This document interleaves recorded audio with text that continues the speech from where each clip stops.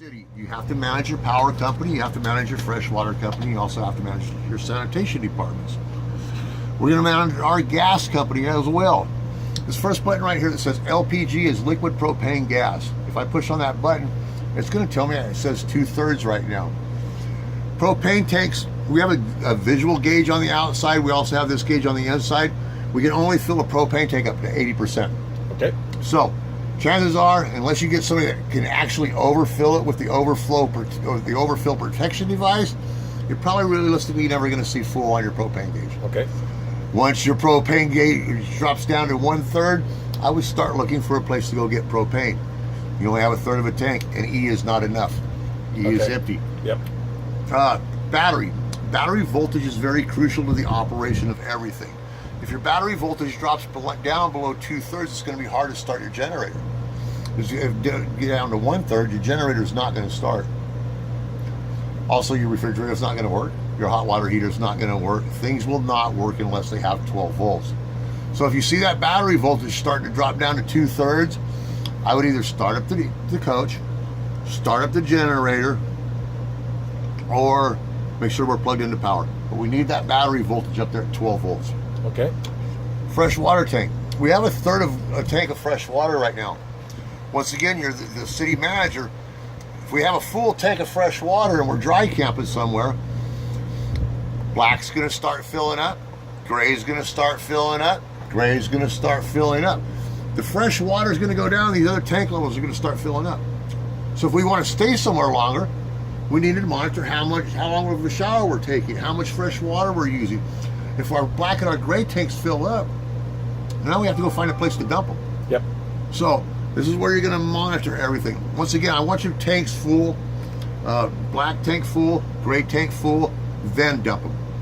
Okay. After you're done dumping them, shut the valves, let them get full again, then dump them again.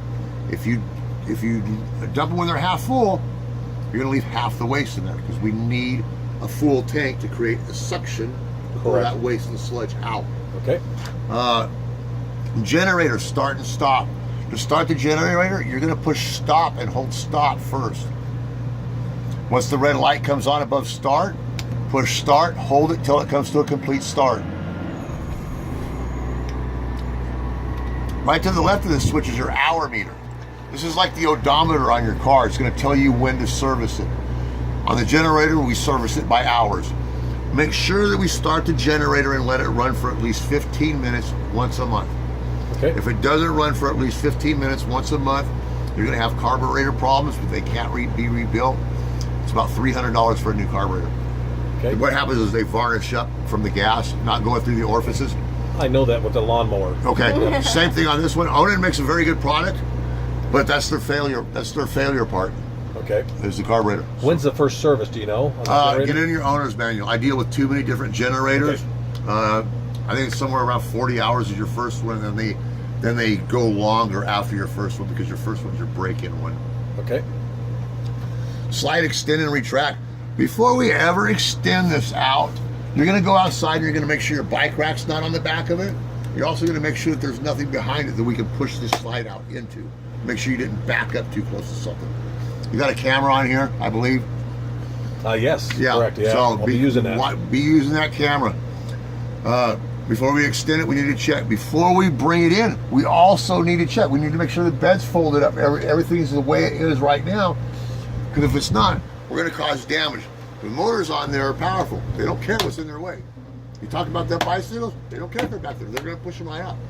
They'll also do that with luggage and other items that's in its way when you slide it in. Okay. Water pump. If you're taking fresh water with you to a campground and you're going to take a shower, cook in the kitchen, we need to have the water pump on. If you're hooked up at an RV park to fresh water, we're just going to use their water pressure. The water pump will stay off. Okay. Tank heaters, black, gray, and gray. Where do you live at? Southern California. You're never going to use them. Okay. In SoCal. Yeah, you're never going to use those tank heaters unless the temperature drops down below 30 degrees. You might. And you're not using it. Correct. I'll be doing Canada, a bunch of Canada stuff. If you're going to be doing a bunch of Canada, then it's getting down there where you're going to down in the freeze. I'm going to say 28 degrees. Okay. If it's going to be 32 to 28 degrees overnight, Yep. then turn them on. Okay. Yeah. Otherwise, they're just a dead short. Okay. They're 12 volt. They're a 12 volt heater pad. And we got one wire that goes to positive, one wire that goes to negative. That's how we're generating heat. We're creating a dead short through Okay. a coil. Okay. So don't use them unless you need to. That's it. All right.